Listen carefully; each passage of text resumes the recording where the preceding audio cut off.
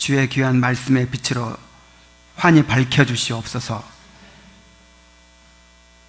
주님의 은혜가, 주님의 성령의 능력이 우리 마음을 지배해 주시고 주장하여 주시옵소서. 예수님의 이름으로 기도하옵나이다. 아멘. 자, 염려에 대해서 지금 4번째 하고 있죠? 그동안 어떤 말씀을 주셨습니까? 염려에서 벗어나는 길이 뭐예요? 하나님의 돌보심을 신뢰하는 거죠. 하나님께서 우리 아버지가 되셔서 우리를 돌보십니다. 공중의 새를 먹이시고 또 들의 백합화를 입히신 하나님께서 십자가의 피로 구속받은 당신의 자녀들을 친히 돌보시고 세상 끝날까지 책임지실 줄로 믿습니다. 그래서 하나님의 돌보심을 신뢰하는 것이 염려를 이기는 비결이에요. 그 다음에는 또 염려는 어디서 온다 그랬어요? 내가 내 삶을 주장하고 싶은 거예요. 내가 내 뜻을 관철시키고 싶고 내가 원하는 것을 고집하고 이런 마음이 있기 때문에 염려를 버리지 못하는 거예요. 그래서 하나님께서 우리에게 어떤 형편을 허락하시든지 어떻게 채워주시든지 하나님께 맡기고 또 하나님의 주권에 굴복하는 것이 염려를 극복하는 길입니다. 그런데 이것만으로는 부족해요. 이것은 뭔가 좀 방어적인 것이죠. 축구 경기에서 이기려면 어떻게 해야 돼요? 수비를 잘해야 되겠죠. 근데 수비만 잘해서 골을 안 먹는 것으로 충분한가요? 그렇지 않죠. 적극적인 공격이 있어야 돼요. 그래서 상대방 이 골문에 골을 넣어야 이길 수 있는 거예요. 그래서 주님께서 오늘 주신 말씀이 뭐냐면은 우리 삶의 목표에 집중을 하는 거예요. 여러분, 공부하는 학생이 막 잡념이 막 들어요. 그 잡념을 물리치려면 어떻게 하면 됩니까? 어떻게 하면 되겠어요? 공부 잘해본 학생이 없나? 공부에 전념하면 되는 거예요. 공부 때문에 염려하고 공부 때문에 근심하고 공부 때문에 관심 갖고 공부에 집중하면 모든 잡념에서 벗어나게 될 줄로 믿습니다. 바로 주님께서 이런 말씀을 하고 계시는 거예요. 우리가 우리 삶의 목표에 집중하는 것이 염려에서 벗어나고 죄에서 벗어나는 가장 확실한 해결책이다, 이렇게 말씀하시는 것입니다. 그래서 우리가 집중해야 될 목표에 대해서 주님께서 말씀해 주고 계시는데 그것이 무엇입니까? 한번 다 같이 해봅시다. 시작. 그의 나라와 그의 의. 그의 나라와 그의 의를 구하라는 거예요. 자, 이 그의 나라와 그의 의라는 것이 무엇인가? 그리고 또 어떻게 그의 나라와 그의 의를 구하는 것인가? 오늘 함께 살펴보도록 하겠습니다. 자, 먼저 그의 나라와 그의 의란 무엇인가? 먼저 설명을 좀 하겠습니다. 자, 그의 나라가 뭐예요? 그의 나라? 하나님의 나라죠. 하나님의 나라. 다른 말로 하면 천국입니다. 작년에 1년 전에 이 하나님의 나라에 대해서 한 4번에 걸쳐서 말씀드린 적이 있었는데 이 천국은 하늘나라라는 뜻이죠. 유대인들은 하나님의 이름을 부르는 것을 꺼려 했어요. 그래서 하나님의 나라 대신에 하늘나라, 또 천국 이렇게 불렀습니다. 그러니까 하나님의 나라나 천국이나 같은 거죠. 또 하늘나라나 같은 거죠. 그런데 이 나라라는 개념이, 이 바실레이아라는 개념이 우리가 생각하는 것처럼 이렇게 영토, 주권, 무슨 국민 이런 개념이 아니에요. 이 예수님께서 사용하신 하나님의 나라라는 개념, 유대인들이 알고 사용하는 그런 하나님의 나라의 개념은 어떤 장소나 공간의 개념이 아니고 어떤 주권, 통치의 개념이에요. 예를 들어서 우리나라가 36년 동안 나라를 잃었었죠. 자, 나라를 잃었었죠? 그때 땅이 없어져 버린 겁니까? 국민이 없어져 버린 겁니까? 주권이 없어진 거예요, 주권. 우리나라 왕의 통치, 우리나라 정부의 통치가 없어져 버린 것이었죠. 그래서 우리가 36년 만에 나라를 되찾았어요. 그게 무슨 뜻이죠? 이제 우리의 주권을 되찾았다, 그 말이에요. 그래서 이 신약 성경에서 또 구약 성경에서도 마찬가지고 나라, 하나님의 나라라고 얘기할 때 대부분 이러한 이 주권과 통치의 개념으로 말씀하셨다라는 것을 우리가 기억을 해야 됩니다. 시편 145편 13절에 보면은 주의 나라는 영원한 나라이니 주의 통치는 대대에 이르리이다. 그래서 나라라는 말과 이 통치라는 말을 함께 쓰고 있죠. 그래서 하나님의 나라, 그럼 무슨 뜻입니까? 하나님의 나라, 하나님의 주권, 하나님의 통치하심, 하나님의 왕권, 그런 뜻입니다. 자, 그 다음에 그의 의라는 말이 무슨 말입니까? 그의 의도 역시 하나님의 의인데, 자, 의라는 말은 그냥 올바르다, 그런 뜻이에요. 정당하다, 그런 뜻이에요. 그런데 성경에서 말하는 의는 우리가 흔히 세상에서 말하는 그런 도덕적인 의로움이 아니고 하나님 보시기에 의로운 것을 말해요. 그러니까 하나님의 율법에 합치된 상태, 하나님의 율법에 어긋나지 않은 이런 부합하는 상태를 의라고 합니다. 그래서 하나님과의 올바른 관계 속에 있게 되는 거, 요거를 의라고 그래요. 자, 의가 뭐예요? 하나님과 올바른 관계, 하나님의 율법에 합치된 그런 상태를 의라고 합니다. 그런데 그냥 의가 아니라 누구의 의? 하나님의 의. 또 이건 무슨 말일까요? 그냥 의가 아니라 하나님의 의. 자, 하나님의 율법을 온전히 지키고 하나님과 올바른 관계를 갖게 되는 거, 이거 인간의 능력으로 될 수 있어요, 없어요? 불가능해요. 누구도 율법을 지킬 수 없어요. 누구도 하나님의 율법 앞에서 완전하다는 인정을 받을 만한 사람이 없어요. 그래서 하나님께서 예수 그리스도의 순종을 통해서 그 의를 마련하시고 그 의를 우리에게 전가해 주심으로 우리를 의롭다고 인정해 주십니다. 그래서 하나님의 의라고 하는 것은 예수 그리스도를 통해서 마련해 주신, 우리를 위해서 마련해 주신 의라, 그런 뜻이에요. 그래서 인간의 의로는 안 돼요. 누구의 의로만 돼요? 하나님의 의로만 되는 것입니다. 그런데 이 하나님의 의는 반드시 하나님의 나라가 임하는 결과로만 오는 거예요. 우리 스스로의 힘으로 하나님의 의를 얻을 수 없죠. 하나님께서 이루어 주셔야 되죠. 그런데 하나님께서 이루어 주시는 방법이 뭐냐? 하나님의 나라를 이루어 주심으로 하나님의 의가 이루어지는 거예요. 자, 로마서 14장 17절 말씀에 하나님의 나라는 먹는 것과 마시는 것이 아니요 오직 성령 안에서 의와 평강과 희락이라 그랬어요.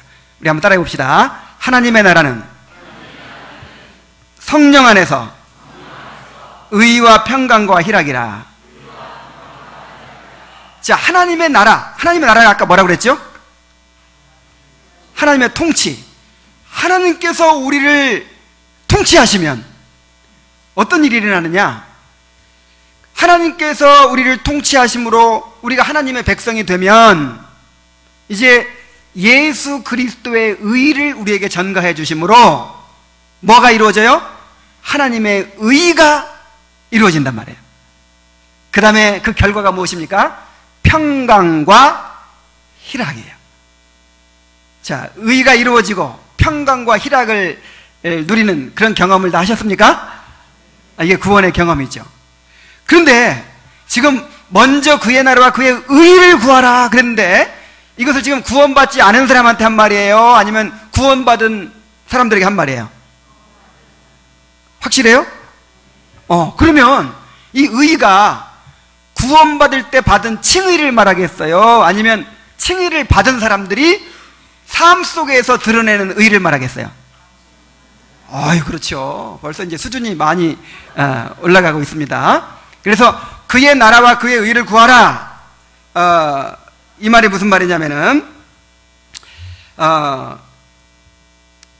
하나님의 통치를 통해서 하나님의 의가 실현되는 것을 구하라, 그런 뜻입니다.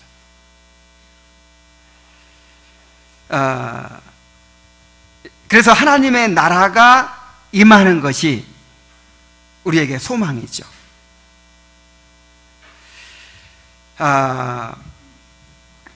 이 하나님의 나라에 대해서 좀 더 설명을 할게요. 이 하나님의 나라는 성경에 약속이 되어 있습니다. 하나님께서 세상을 창조하시고 생육하고 번성하여 땅에 충만하라, 또 땅을 정복하고 다스리라 그랬죠. 이게 무슨 명령이냐면 하나님의 뜻이 실현되는 그런 하나님의 나라를 이루어라, 그런 뜻이에요. 하나님의 나라를 건설해라, 그런 뜻이에요.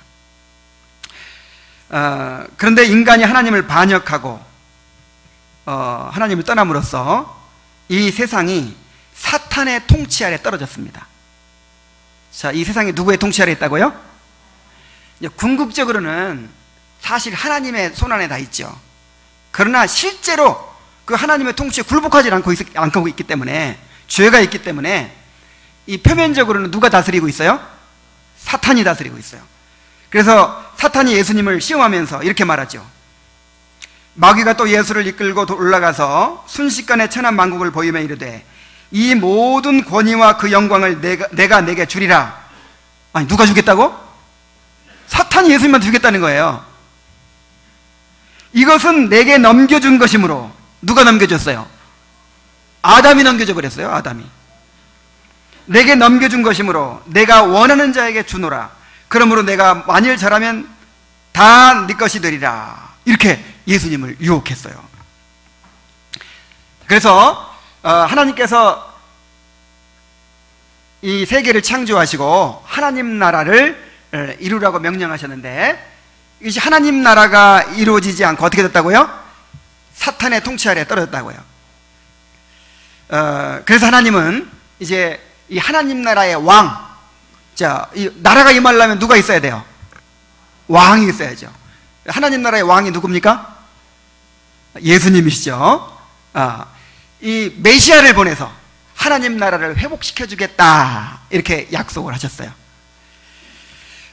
그리고 그 하나님 나라의 모형을 보여주셨어요. 그 모형이 뭐냐? 바로 다윗 왕국입니다.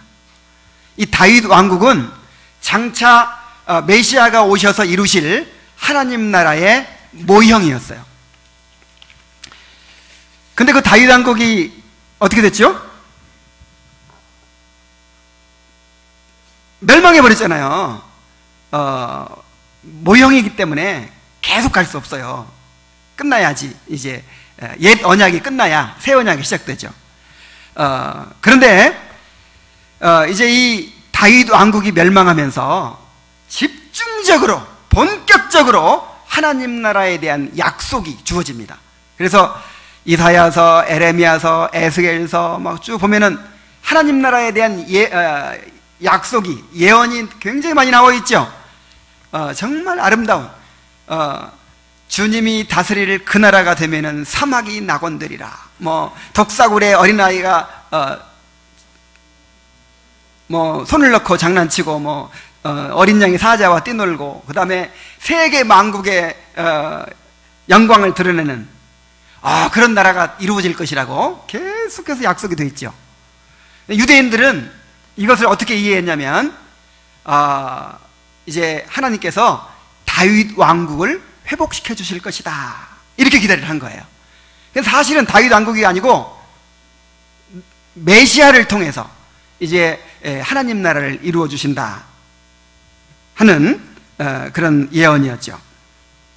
드디어 예수님이 오셔서 하나님 나라를 이루셨습니다. 예수님께서 오시자마자 맨 처음에 선포하신 것이 뭐예요? 회개하라, 천국이 가까웠느니라, 이렇게 선포하셨어요. 요한도 예수님이 오시기 전에 회개하라 천국이 가까웠느니라 그랬죠. 근데 예수님도 오셔서 똑같이 회개하라 천국이 가까웠느니라 이렇게 선포했단 말이에요. 그런데 요한의 선포와 예수님의 선포는 다릅니다. 요한은 천국이 가까웠다 라고 하는 말이 미래적인 표현이에요. 앞으로 이제 곧 메시아가 오실 텐데 메시아가 오면 그때 천국이 이루어진다 그 뜻이에요. 근데 예수님이 누구예요? 메시아잖아요. 예수님이 하나님 나라의 왕이잖아요. 그래서 예수님이 회개하라 천국이 가까웠느니라 하고 말씀하실 때는 천국이 이미 시작되었다라고 하는 뜻으로 말씀하신 것입니다. 마태복음 12장 28절에 이렇게 말씀하셨어요. 그러나 내가 하나님의 성령을 힘입어 귀신을 쫓아내는 것이면 하나님의 나라가 이미 너희에게 임하였느니라. 자, 예수님이 귀신을 힘입어 쫓아내셨어요? 아니면 성령을 힘입어 쫓아내셨어요? 그러면 하나님의 나라가 이미 어떻게 된 거예요? 임한 것입니다. 하나님의 나라가 임했어요. 하나님 나라의 왕인 예수님께서 오심으로써 하나님 나라가 임한 줄로 믿습니다. 그래서 귀신이 쫓겨나가고 병이 고쳐지고 그 다음에 온갖 기적들이 일어나는 거예요. 그래서 귀머거리가 듣게 되고 맹인이 보게 되고 또 절름발이가 걷게 되고 문둥이가 고침받고 귀신이 쫓겨나가는 이런 모든 기적들은 바로 메시아가 임한 표적이요 하나님 나라가 임했다는 표적으로서 주어진 거예요.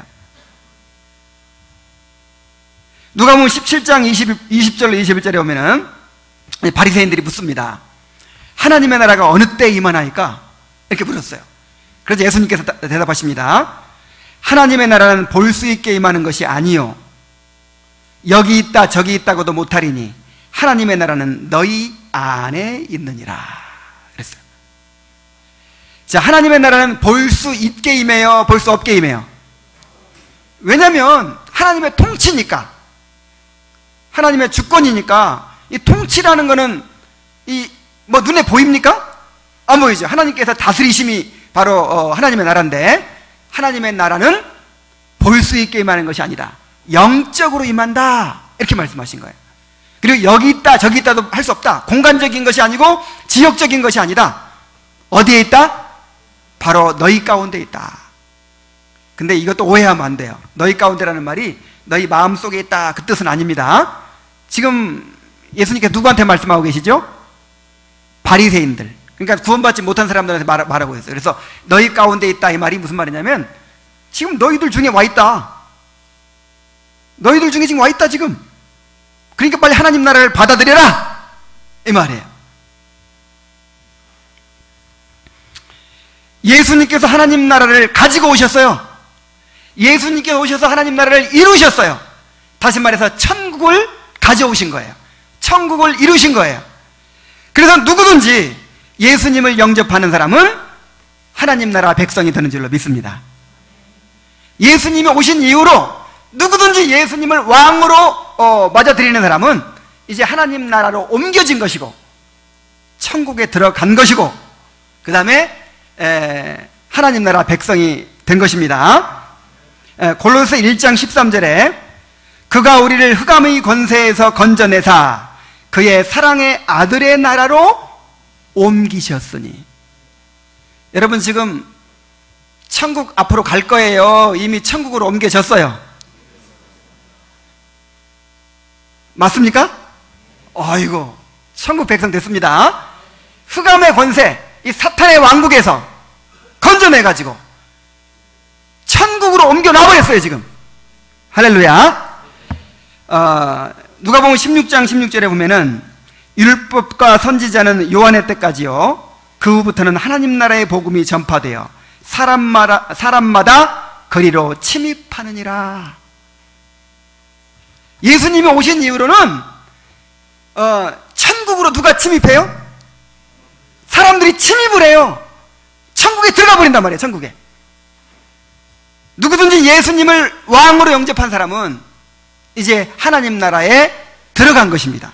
하나님 나라를 소유하게 된 것입니다. 그래서 천국은 우리가 죽어서 가는 곳이 아닙니다. 이미 예수님 믿을 때 천국에 들어간 것입니다. 그러면 우리가 죽으면 천국 간다 그랬는데, 그럼 죽으면 어디 가요? 아니, 죽으면 천국 가는 게 아니라니까. 죽으면 천국 가는 거 아니에요. 살아서 천국 간다니까요. 우리가 죽으면 가는 곳이 천국이에요? 죽으면 가는 곳은 천당이에요. 천당. 자, 천국과 천당은 다릅니다. 자, 죽으면 가는 곳이 어디냐? 하나님 품에 가요. 그래서 하나님 품에 가면 뭐 하고 있어요? 자, 하나님 품에 가서 뭐 하죠? 안식하고 있는 거예요. 기다리고 있는 거예요. 대기하고 있는 거예요. 그때는 완전한 사람이 아니에요. 육체가 없잖아요. 부활을 못 했잖아요. 그래서 그때도 의식이 있습니다. 대화도 할 수 있습니다. 기쁨을 누립니다. 그러나 그때는 그냥 영혼밖에 없어요. 그때는 그냥 하나님 품에 안식할 뿐이에요. 그럼 천국은 언제 들어가죠? 나중에 예수님이 재림하시면 이제 우리가 살고 있는 이 땅이 새하늘과 새 땅으로 변합니다. 그리고 하나님의 보좌가 이 땅으로 내려와요. 그럼 천국이 어디예요? 여기가 천국이 되는 거예요. 그래서 우리가 어디서 부활해요? 이 땅에서 부활해요. 이 땅에서 이제 새로운 육체를 주시고 천국에서 대기하고 있던 영혼이 이제 그 새로운 육체와 연합해서 이제 완전한 주님의 형상을 입어서 새하늘과 새 땅이 이루어진 곳에서 하나님의 보좌가 있는 이 천국에서 영원토록 살게 될 줄로 믿습니다. 그래서 여러분, 내가 본 천국 이런 간증들 있죠? 천국 갔더니 뭐 하고 있어요? 거기서 막 집 짓고, 뭐 어떤 집은 지붕이 하나도 없고, 뭐 개털 모자 쓰고 다니고, 이거 다 가짜입니다. 다. 아니, 천국에 가서 하나님 품에 안식하고 있는데, 아니, 육체가 없는데 무슨 집을 지어요? 에? 무슨 짜장면을 먹어요 거기서? 이 내가 본 천국, 이런 천국 간증 전부 100% 가짜예요. 가짜. 이건 성경에 맞지 않는 거예요. 다시 한번 말씀드립니다. 하나님의 나라가 뭐라고요? 하나님의 주권, 하나님의 통치하심, 하나님의 통치예요. 자, 하나님의 나라가 뭐라고요? 네. 그리고 우리가 앞으로 죽으면 천국 갈 거예요. 이미 천국 들어왔어요. 이미 천국 백성 됐습니다. 지금 우리에게는 하나님의 통치가 이루어지고 있는 거예요. 통치 안 받고 있어요? 남의 나라 살고 있어요 지금? 하나님의 통치가 지금 이루어지고 있는 거예요. 근데 이것이 왜 중요하냐? 물론 성경에서는 이제 미래적인 천국을 이야기하기도 합니다. 그러니까 구원과 똑같아요. 여러분 구원 받으셨어요? 안 받으셨어요? 근데 구원 완전히 이루어졌어요? 안 이루어졌죠. 구원 받았지만 앞으로 받을 거예요. 지금 우리는 영적인 구원을 받은 거예요. 영혼의 구원을 받은 거예요. 지금 육체는 구원받지 못했어요. 이 환경은 구원받지 못했어요. 예수님께서 재림하시면 우리 육체까지 구원받게 됩니다. 모든 환경이 완전히 변화돼서 완전한 구원이 이루어집니다. 천국도 똑같은 거예요. 이미 천국이 왔어요. 이미 우리 천국 백성이 됐어요. 그런데 예수님이 재림하시면 이제 이 모든 세상이 다 하나님 나라가 된다 이 말이에요. 그때는 이제 가시적으로 장소와 공간적으로 완전한 하나님의 나라가 이제 실현이 되는 것입니다. 그래서 요한계시록 11장 15절에 이렇게 말했어요. 일곱째 천사가 나팔을 불 때 하늘에 큰 음성이 나서 이르되 세상 나라가 우리 주와 그의 그리스도의 나라가 되어 그가 세세토록 왕노릇 하시리로다.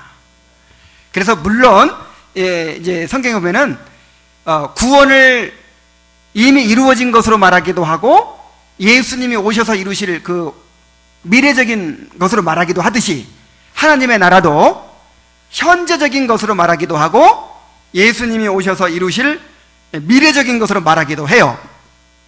그러나 이 사복음서에서 예수님께서 말씀하신 하나님의 나라는 대부분 현재적인 하나님의 나라, 이미 이 땅에서 들어가는 하나님의 나라를 말했다는 것을 우리가 분명히 이해해야 됩니다. 이것이 왜 중요할까요? 물론 우리가 죽으면 천국 갑니다 이 말도 뭐 꼭 틀렸다고는 할 수 없어요. 왜냐하면 대기하고 있다가 나중에 갈 거 아니에요.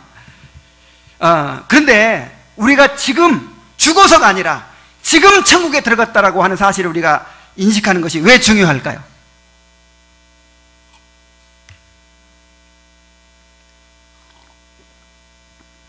자꾸만 죽어서 천국 간다고 생각하니까, 이 땅은 지금 천국이 아니라고 생각하니까, 지금은 천국이 아니라고 생각하니까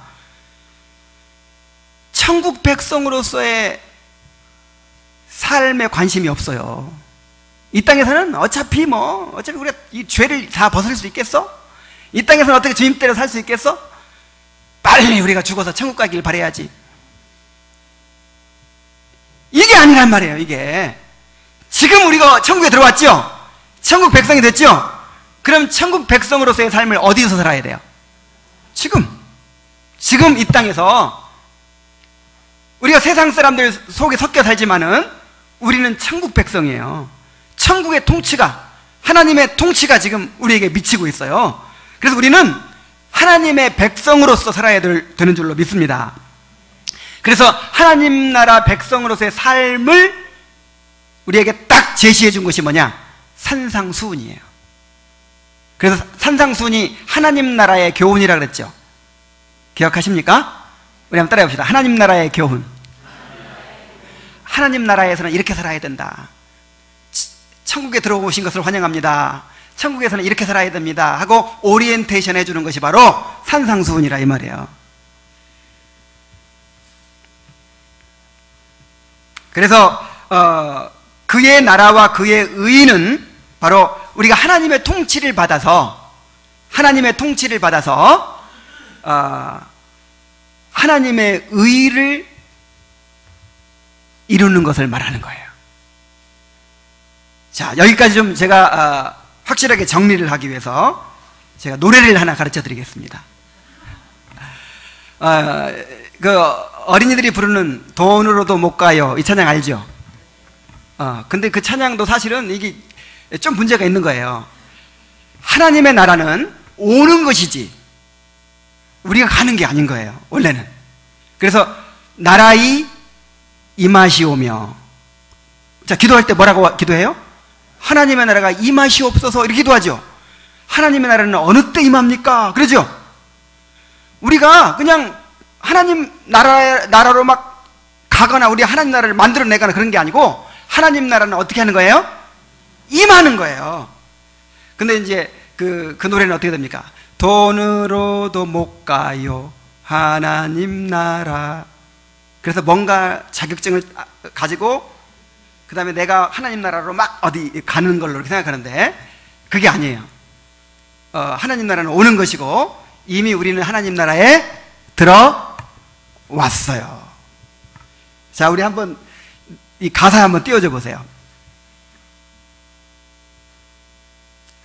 자, 이 옛적부터 약속된 하나님 나라 이렇게 부르는 거예요. 우리가 자, 반주에 맞춰서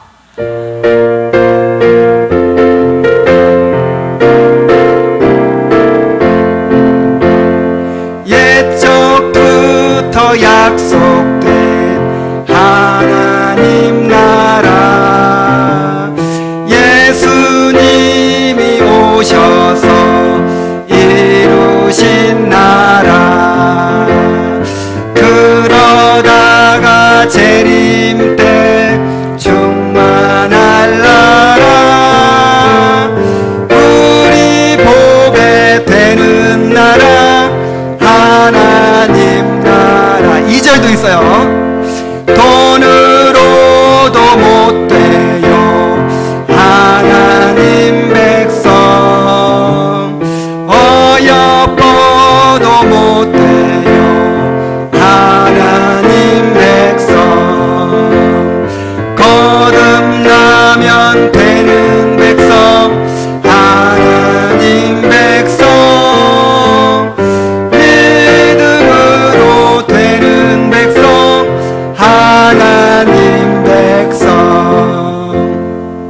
아시겠죠?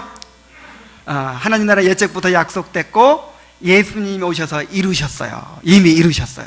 그리고 재림하실 때 이제 극치를 이룰 거예요.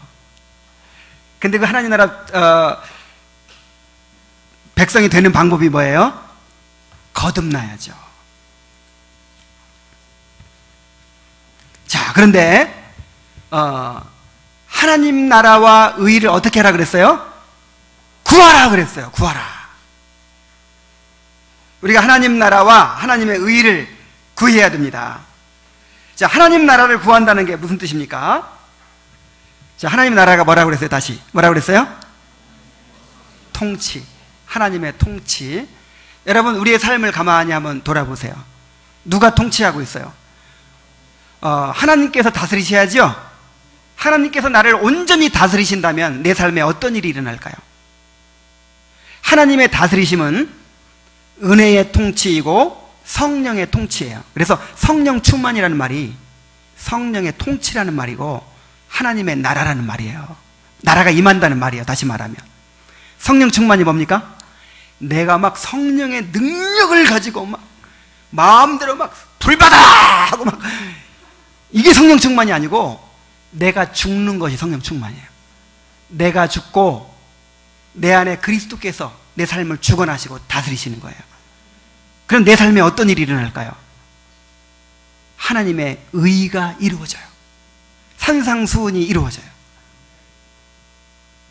이것이 하나님의 나라와 하나님의 의입니다. 그래서 하나님의 나라를 구하라 그랬죠? 나라에 임하시오며, 이게 바로 그 기도예요. 그래서 하나님의 나라를 구하라는 말이 내 삶에 하나님의 통치가 온전해지기를 구하는 거예요. 지금 우리의 문제가 무엇입니까? 문제가 뭐 같아요? 돈이 없는 게 문제일까요?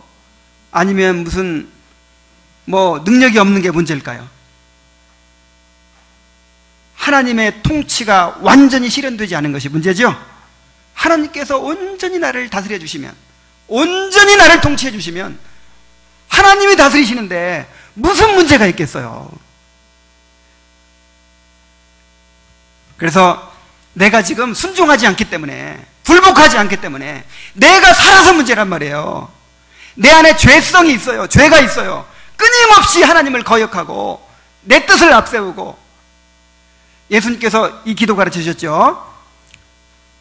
아버지의 이름이 거룩히 여김을 받으시오며 나라가 임하시오며 뜻이 하늘에서 이루은 것 같이 땅에서 이루어지이다. 이게 바로 그의 나라를 구하는 기도예요. 그러니까 우리가 어떤 관심을 가지고 살아야 되냐면, 거룩하신 하나님의 이름이, 하나님이 온 세상에, 온 우주 가운데 거룩히 여김을 받게 되기를 갈망해야 될 줄로 믿습니다. 그리고 하나님의 통치가 임해서 하나님께서 온전히 다스리시기를 바라는 그런 마음이 있어야 돼요. 그 결과로 뜻이 하늘에서 이루은 것 같이 땅에서 이루어지기를 갈망해야 되는 거예요. 이것이 구원받은 사람의 삶이에요. 그런데 어떻습니까? 아버지의 이름이 거룩히 여김을 받으시기를 원하는 것이 아니라 내 이름이 거룩히 여김을 받기를 원하는 거예요.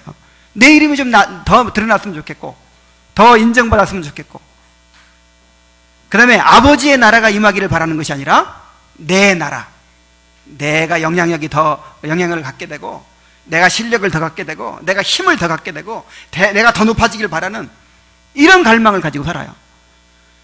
그리고 아버지의 뜻이 이루어지기를 바라야 되는데 누구의 뜻을 이루어지기를 바라요? 내 뜻을 주장하는 거예요.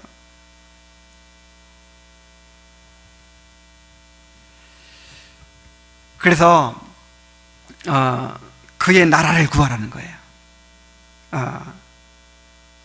내 이름이 아니라 하나님의 이름이, 내 나라가 아니라 하나님의 나라가, 내 뜻이 아니라 하나님의 뜻이 이루어지기를 구하라는 거예요. 이 하나님의 나라가 점점 더 증진되기를 구하라는 거예요. 자, 이 한 사람이 이제 예수님을 왕으로 영접하면 영토가 확장된 거예요. 그렇게 해서 하나님의 나라가 계속해서 증진되기를 그렇게 구해야 될 줄로 믿습니다. 그리고 우리의 소망이 뭐예요? 우리의 최고의 소망이 하나님의 나라가 이제 완성되는 것이죠.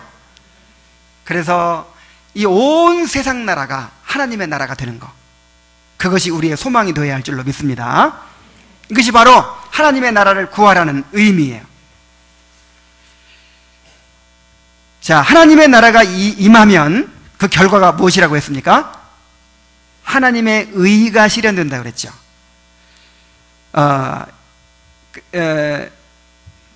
이제 구원받지 못한 사람들에게는 하나님의 나라가 임하면 이제 예수 그리스도의 의가 전가되겠죠. 그래서 의롭다 하심을 받겠죠.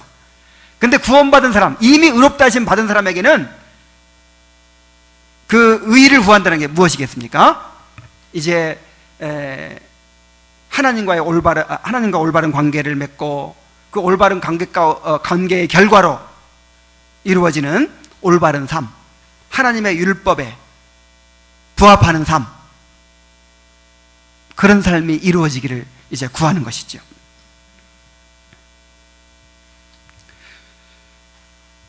천국 백성들의 특징은 의에 줄이고 목마른 자가 되는 것입니다. 정말 성령으로 거듭난 사람의 증거가 뭐냐? 의에 줄이고 목마른 거예요. 이 거듭난 사람들은요, 구원받은 사람들은 이 주 관심이 뭡니까? 내가 어떻게 하면 더 거룩해질 수 있을까? 내가 어떻게 하면 이 죄를 벗어날 수 있을까? 내가 어떻게 하면 주님을 닮아갈 수 있을까? 이것이 가장 큰 관심사이고 가장 큰 기도의 제목이 되는 줄로 믿습니다. 이것을 가리켜서 의에 줄이고 목마르다 이렇게 표현한 거예요. 구원은 받았는데 우리 안에 뭐가 있어요? 죄가 있어요. 그래서 이 구원받은 사람의 특징은요, 자신의 죄로 인한 애통함이 있어요. 오호라 나는 곤고한 사람이로다. 이 사망의 몸에서 누가 나를 건져내랴. 이런 죄의 자각과 회개가 바로 구원받은 증거입니다. 그래서 이제는 구원받고 나면요, 죄와의 싸움이 시작돼요. 그래서 이 성화를 다루는 로마서 6장에 보면은 이제 그렇게 말씀하고 있죠. 죄가 너희 죽을 몸에 왕 노릇하지 못하게 하여 몸의 사욕을 순종하지 말고, 죄가 끊임없이 어떻게 하려고 그래요? 우리의 삶에 왕 노릇하려고 그래요. 우리를 지배하려고 그래요. 우리는 누구의 소유인데? 우리 하나님의 통치를 받아야 되는데, 우리가 성령 충만해야 되는데, 그래야 하나님의 의가 이루어지는데 죄가 우리를 지배한단 말이에요. 그래서 죄가 지배하니까 어떻게 됩니까? 하나님을 사랑하는 마음이 없어요. 하나님을 즐거워하는 마음이 없어요. 온통 세상 것들로 마음이 가득 채워져 있어요. 우리 삶에 하나님의 의가 이루어지는 것이 아니라 죄의 열매를 낳는 거예요. 자, 정말 구원받은 사람이라면 이것이 얼마나 괴롭겠어요. 그래서 애통하는 자가 되는 것입니다. 상한 심령이 되는 것입니다. 죄를 죽이고 자신을 하나님의 통치 아래 굴복시키고자 온갖 몸부림을 하는 것이 바로 구원받은 자의 삶이에요. 그리하여 은혜의 통치, 성령의 통치를 통해서 우리 삶에 하나님의 의가 이루어지기를 갈망하게 되는 것입니다.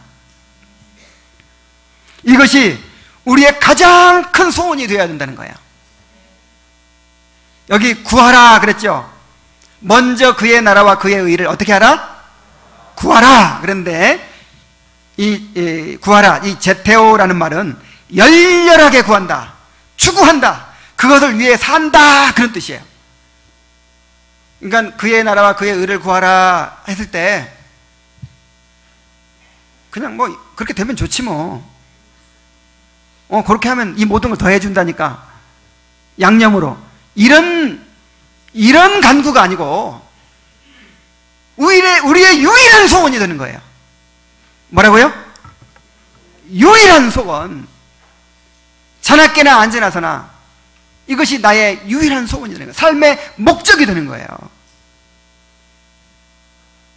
하나님의 나라와 의를 삶의 목표로 삼고 열렬하게 구하라, 그런 뜻입니다. 근데 구하는데 어떻게 구하라고요? 먼저 구하라. 먼저. 먼저 프로톤이라는 말은 시간적으로나 또 중요도에 있어서 무엇보다도 먼저, 다시 말해서 우선순위가 된다 이 말이에요. 우선순위.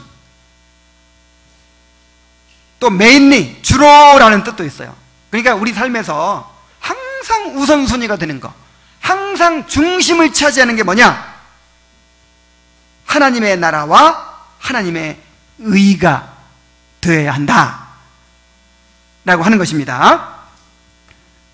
이것이 바로 구원받은 그리스도인의 삶이라는 거예요.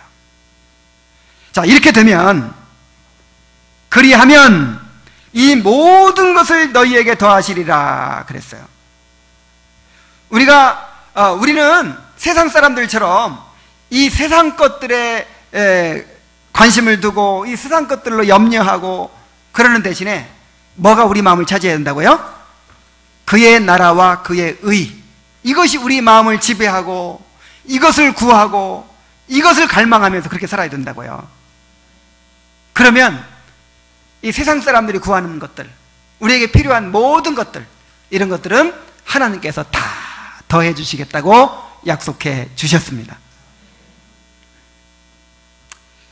여러분 자녀들에게 뭐라고 하십니까? 야, 너희들은 공부에나 신경 써. 공부나 잘해. 공부만 잘하면 돈도 생겨. 돈도 생기고, 뭐 어떤 선생님은 그 자기 반 급훈이 뭐냐면 1시간만 공부를 더하면 남편이 달라진다. 뭐 아내가 달라진다. 이렇게 급훈을 적었더라고요. 자, 요거 좀 세속적인 얘기지만은 예를 드는 거예요. 예를. 그러니까 학생이 관심 가져야 될 게 뭐예요? 공부예요. 무슨 나이키 신발이 어떻고, 무슨 인터넷 게임이 어떻고, 무슨 애인을 사귀는 게 어떻고, 여학생 꽁무니나 쫓아다니고, 그런 거 관심 가지면 돼요, 안 돼요? 안 돼요. 열심히 공부하면 나중에 그런 거 다 생겨요. 그런데 공부에는 신경 안 쓰고 그냥 여학생 꽁무니 쫓아다니고 무슨 뭐 놀러 다니고 그러면 나중에 이것저것 다 놓칩니다. 여러분 아이들한테 이렇게 얘기하죠? 지금 하나님께서 우리에게 이렇게 말씀하시는 거예요. 너희들은 공부에나 신경 써라. 공부에. 내가 너희들의 보호자인데 먹이고 입히는 건 내가 책임진다. 너희 앞날이 어떻게 되든 내가 책임진다. 뭐에 신경 써라? 공부에나 신경 쓰라는 거예요. 그것이 바로 그의 나라와 그의 의입니다. 그러면 더하신다, 이 모든 것을 더하신다 그랬는데, 이 더하신다는 말은 덤으로 주신다 그런 뜻이에요. 뭘로 주신다?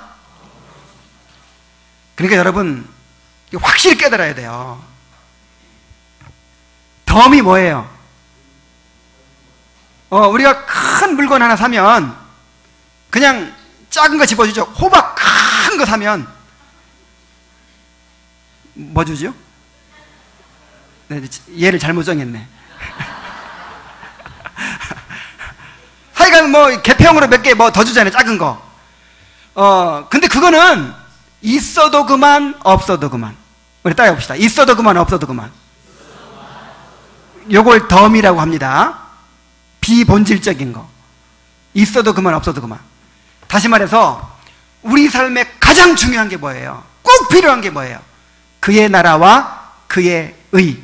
이것이 아니면 우리가 살아갈 목적이 없는 거예요. 의미가 없는 거예요. 왜 이 땅에 우리가 살아야 됩니까? 왜 살아있어야 되죠? 그의 나라와 그의 의를 추구하기 위해서요. 그 다음에 이 땅에서 얼마나 잘 사느냐 못 사느냐, 얼마나 부자가 되느냐 가난하게 되느냐, 이런 거는 뭐라고요? 덤이라고 해요. 덤. 근데 덤에 신경을 쓰고 진짜 중요한 건 신경을 안 써. 이 치토스라는 과자가 있어요. 여러분 잡숴 보셨습니까? 거기에 옛날에는 이 플라스틱 딱지가 하나씩 들어있었어요. 근데 그 딱지를 모으는 것이 아이들의 취미야. 그래가지고 한 번은 보니까 교회에서 이제 아이들을 보니까 치토스를 한 세뱃돈 받아가지고 열 몇 봉지를 사는 거예요. 그래가지고는 고속에서 딱지 꺼내고 버려. 쓰레기통에. 야, 이 아까운 가죽을 왜 버리냐? 아, 나는요, 이 딱지가 필요해서 샀어요. 지금, 그의 나라와 그의 의를 구하지 못하고, 그저 이 세상 것들에 대해서 걱정하고 염려하고 살아가는 사람들이 바로 이런 모습인 거예요.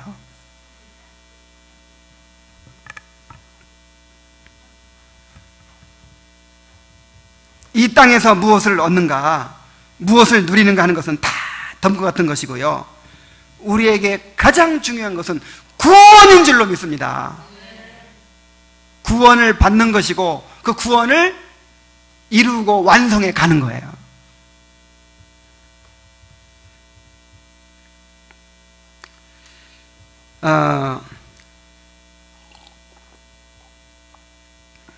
우리 고린도후서 7장 10절 말씀 우리 한번 찾아보겠습니다.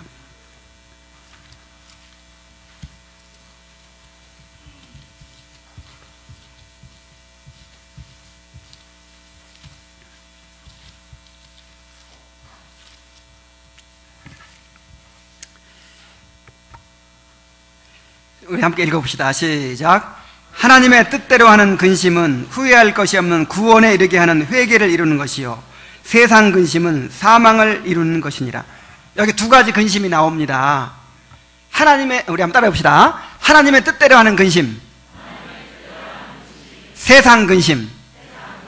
자, 하나님의 뜻대로 하는 근심이 뭐겠어요? 바로 우리의 구원을 위한 근심이에요. 내가 구원받기 위한 근심이고, 말하자면 또 내 구원을 이루어가기 위한 근심이에요. 그의 나라와 그의 의 때문에 염려하는 거예요. 구원받지 못한 사람은 내가 거듭나야 할 텐데, 내가 이 죄의 형벌을 벗어나야 될 텐데, 내가 거듭나야 할 텐데, 구원받아야 할 텐데 하고 그 구원 문제로 두려워하는 거예요. 여러분 생각해 보세요. 우리가 구원 문제보다 더 큰 문제가 어디 있습니까? 에? 지금 영원한 지옥의 형벌이 기다리고 있는데, 이 구원받지 못한 모든 사람들은요, 지금 이 천길만길 낭떠러지에 그 막 불구덩이가 있는데, 거기 밧줄이 하나 걸려 있어요. 그 밧줄에 매달려 있는 거하고 똑같아요. 그 밧줄이 언제 끊어질지 몰라요. 언제 밧줄을 놓칠지 몰라요. 그럼 어떻게 됩니까? 지옥으로 떨어지는 거예요. 영원히 멸망하는 거예요. 그래서 그런 사람들에게 구원 문제보다 더 큰 것이 어디 있어요? 그럼 여러분 구원 받으셨습니까? 자, 구원 받았다면 이제는 구원 받고 나니까 또 더 큰 싸움이 우리에게 있는 거예요.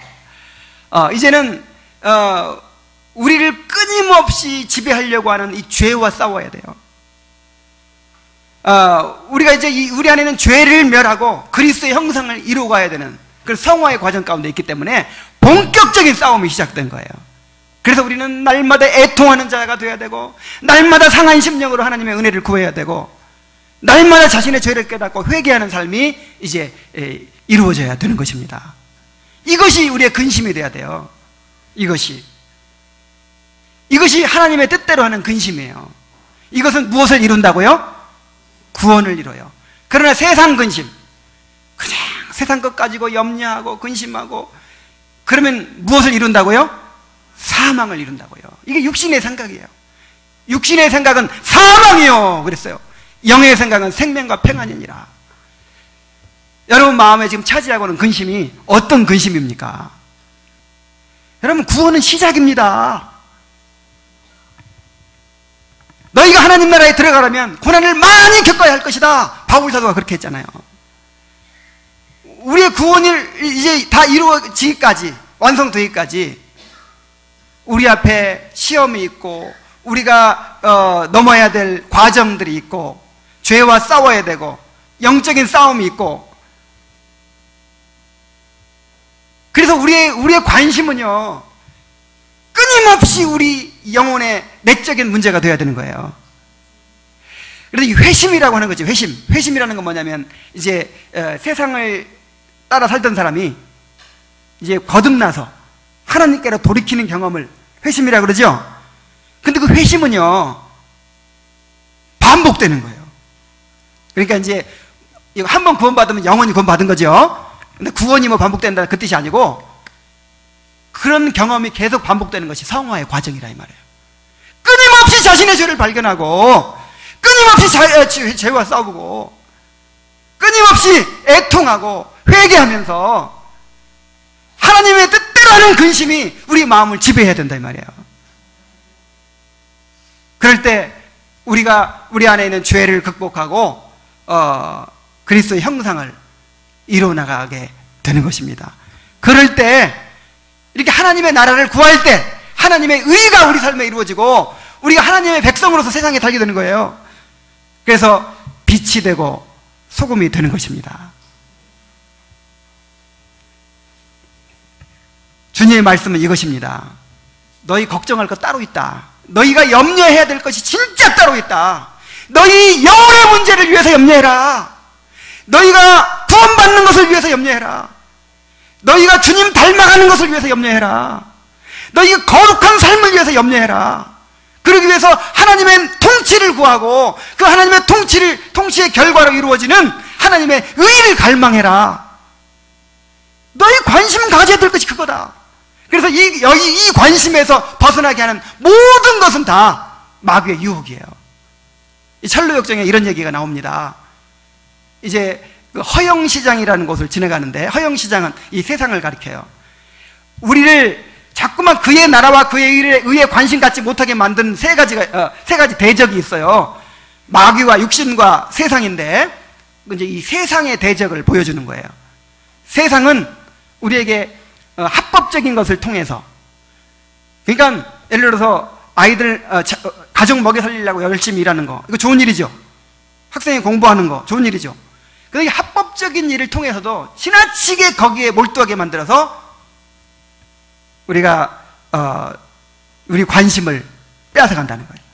그 다음에 꼭 죄는 안 되지만 뭐 그런 거 있죠. 그런 걸 통해서 우리를 또 관심을 빼앗아가고, 그 다음에 악한 죄의 정욕을 통해서 우리 관심을 빼앗아가고. 그래서 지금 내가 내 영혼의 문제에 관심을 갖고 그의 나라와 그의 의를 구하는 것이 우리의 중심을 차지하지 않고 있으면요, 지금 이미 세상의 마음을 뺏긴 거예요. 이렇게 먼저 그의 나라와 그의 의를 구할 때, 목표에 충실할 때 세상 근심에서, 세상 염려에서 벗어나게 될 줄로 믿습니다. 이것이 세상 염려에 대한 가장 확실한 해결책이에요. 그의 나라와 그의 의가 여러분들의 마음을 차지하게 되는 그런 복된 하나님 나라 백성들이 되기를 바랍니다.